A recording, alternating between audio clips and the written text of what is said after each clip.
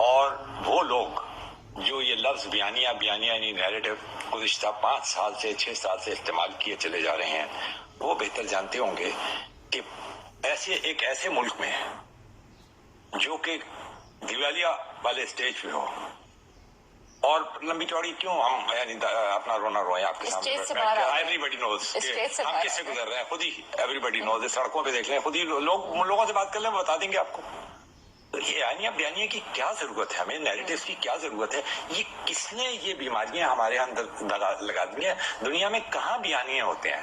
Political parties جب election میں جا رہی ہوتی ہیں بنیادی طور پہ وہ منشور دیتی ہیں، اور منشور کے اندر وہ آؤٹ لائن کرتی ہیں کہ ان کی اکنامک پالیسی کیا ہے، ان کی فارن پالیسی کیا ہوگی، ہمسایوں کے ساتھ تعلقات کیسے ہوں گے، اور جو برننگ ایشوز فیس کر رہی ہوتی ہے نیشن، اس کے اوپر جیسے آپ اس وقت افغانستان کا ہمارا مسئلہ چل رہا ہے. ٹھیک ہے، یہاں رک جائیں. مجھے یہ بتائیں کہ آپ کو لگتا ہے کہ پاکستانی عوام اس وقت اتنی باشعور ہے کہ وہ منشور کو سوچے گی کہ منشور کون سی پارٹی کیا دے رہی ہے؟ اس وقت پی ٹی آئی کے پاس کوئی منشور نہیں تھا، لیکن اس کے باوجود بھی ابھی بھی یہ سب کچھ ہونے کے بعد بھی پی ٹی آئی کے ہمیں بڑے فالوورز نظر آتے ہیں، لیکن منشور نہیں ان کے پاس. یہ منشور والا جو چیزیں تھیں یہ ہمیں بہت پہلے تقریباً 20 سال پہلے تک تو نظر آتی تھی کہ چل رہا ہے. ایک جماعت اسلامی ہے جو اپنے منشور پہ چل رہی ہے، آن ریکارڈ بات ہے، لیکن اور کتنی جماعتیں ہیں جنہوں نے اپنے منشور کے ساتھ چلا. اور میں یہاں پہ خاص طور پر مسلم لیگ نون یا پھر اور جو پارٹیز ہماری جو 20ویں صدی کی سیاست کر رہی ہیں ان کا ذکر اس لیے میں کر رہی ہوں اس وقت کہ ان کے پاس ایسا کیا ہے جو عوام کے پاس جائیں اور یہ کہیں کہ ہمیں ووٹ دو، اب ہمیں چنو، ہم تمہاری بہتری کریں گے. وہ کیسے کہہ سکتے ہیں؟ کہ میں آپ سے بات آپ نے یہ کہا نا کہ پاکستانی عوام اب منشور کے اوپر نہیں جاتے، تو اس کا مطلب دوسرے الفاظ میں یہ ہوا کہ بیانیے پہ جاتے ہیں، ہے نا؟ بالکل ایسے ہی. تو اس کا مطلب یہ ہوا کہ جہاں جتنی گڑبڑ سیاسی جماعتوں میں ہے اتنی ہی گڑبڑ ان کے لیڈروں میں ہے، اور اتنی ہی گڑبڑ ہمارے عوام کے اندر ہے کہ آپ خود کہہ رہی ہیں 20 سال پہلے منشور کے اوپر جاتے تھے، ان پہ امپلیمنٹیشن ہوتا تھا یا نہیں ہوتا تھا، وہ ایک علیحدہ بات ہے. میں آپ کو بتاؤں منشوروں کی پاکستان میں اچھی صورتحال تھی. 2 زمانے میں ہماری میجر پارٹیز تھی. پیپلز پارٹی جب بھٹو صاحب آئے تھے، میں بہت معذور کو کبھی نہیں جاتا، لیکن وہ وہی لے کے چلتے رہے، مطلب روٹی کپڑا مکان، ہے نا، بیسکلی وہ یہی کہتے رہے، ہے نا. اور ایک سوشلسٹ ٹائپ کا ان کا وہ تھا، منشور تھا. نون لیگ بیسکلی اکنامکس کے اوپر جایا کرتی تھی، ہے نا، اور اس کے ساتھ ساتھ وہی کہتی تھی ہمسایوں سے، خاص طور پہ بھارت سے تعلقات کو امپروو کرنا چاہیے، اور اس کے لیے انہوں نے عملی اقدامات بھی اٹھائے. آپ نے دیکھا عملی اقدامات کیے گئے. آخرکار واجپئی وہ جو آئے تھے، واجپئی بس کے اندر چڑھ کے لاہور، تو وہ کس چکر میں آئے تھے؟ بعد میں مودی کس چکر میں آئے تھے؟ اس لیے، اور خود نواز شریف گئے تھے انڈیا، گئے تھے نا، تو ساری اس کے باوجود بھی ایسا ہوتا رہا. تو اس کا مطلب ہے پورے منشور پہ بھی اگر عمل نہیں ہوتا تھا تو کچھ منشور پہ عمل ہوتا تھا. آپ نے کہا بالکل کریکٹ آپ نے کہا.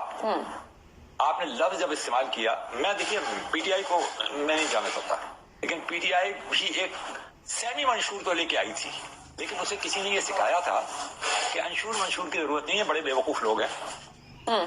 اگر اس نے خود کیا ہے، یعنی ان کے سربراہ نے کیا ہے اور ان کے دانشوروں نے پی ٹی آئی کے اندر کیا ہے، تو پھر وہ جواب دہ ہوں گے، یقینی بات ہے. سر اب تو پاکستان کا بچہ جانتا ہے کہ وہ پی ٹی آئی بھی کیا ہو رہا تھا، کیوں ہو رہا تھا، کیسے ہو رہا تھا. آپ خود ہی کہہ رہی ہیں نا. اب جا کے ہو سکتا ہے کہ اب وہاں ان کے لوگوں کو سمجھ آ گئی، ان کے لیڈر کو عقل آ گئی. کا منشور آنے کے بعد تو ڈیولپ کیا تھا. دیکھیں 3 پوائنٹس تھے اس کے اندر. وہ کہتے تھے 50 لاکھ نوکری ہیں، 1 کروڑ احتساب کا نعرہ، اور سب سے بڑھ کر وہ کہتے تھے ہماری تحریک انصاف ہے، تو ہم کہتے ہیں کرپشن تھا نا.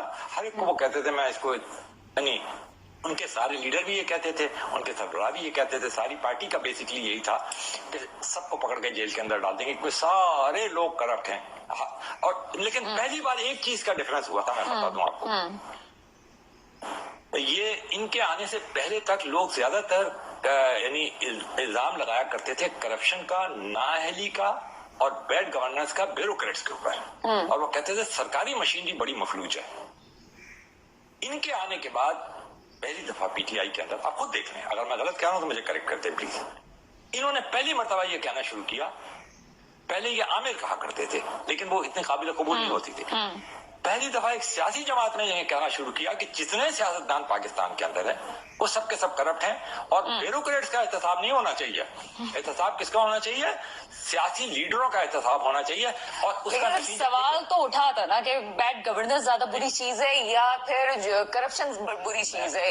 میرا خیال ہے کہ یہیں پہ آ کے نہج پہ آ کے رک گئی کہانی کہ ہم بیڈ گورننس کو روئیں گے یا وہ ٹھیک تھے جو کرپشن کر رہے تھے. دیکھیے corruption is equally a bad evil and وہ جو بیڈ گورننس ہے وہ بھی اتنی ہی بری چیز ہے. اچھا بیڈ گورننس جنم لیتی ہے کرپشن سے اور کرپشن جنم لیتی ہے bad governance. P T I کے لوگوں کی کرپشن اتنی نہیں تھی, مطلب ایسا نہیں تھا. ان کے ساتھ جو لوگ شامل ہوئے وہی بات جو تھوڑی دیر پہلے میں نے کہی تھی کہ اب تو چیئرمین پی ٹی آئی بھی سمجھ ہی گئے ہوں گے کہ ان کو اپنے ساتھ کس کو رکھنا چاہیے کس کو نہیں رکھنا چاہیے. خود بھی بہت ساری چیزیں ٹائم لگتا ہے. ویسے بتا دوں آپ کو ایسے تو کوئی تو نہیں بن جاتا, ایسے تو کوئی بے نظیر اور ایسے تو کوئی نواز شریف نہیں بن جاتا. ایسے دیکھیں نا, اور ایسے خود پیپلز پارٹی کو بھی it took them a very long time, around about 50 years after the fall of East Pakistan. اور آپ ابھی دیکھیں نا کیا صورتحال ہے, کیسا سیف کھیلی ہے Peoples Party. They started learning with بے نظیر.